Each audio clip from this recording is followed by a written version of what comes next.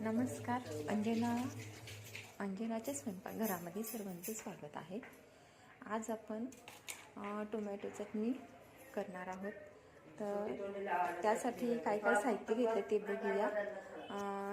इथे ताटामध्ये बारीक कांदा चिरून घेतलेला आहे. 6 कांदे घेतलेले आहे, छोटे छोटे 6, आणि ते बारीक चिरून घेतलेले आहे. वाटाणा घेतलेला आहे 1 वाटी. मेथी आणि कोथिंबीर घेतलेली आहे, ती बारीक चिरून घेतलेली आहे.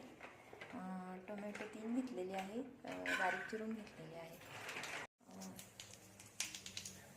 फोडणीसाठी कढई ठेवली, तेल टाकलं 2 चमचे मोठे, जिरे टाकले. आता कांदा टाकायचा, परतून घ्यायचा आहे.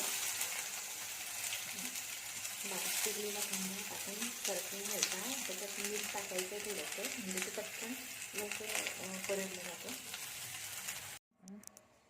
टोमॅटोची चटणी तयार झालेली आहे.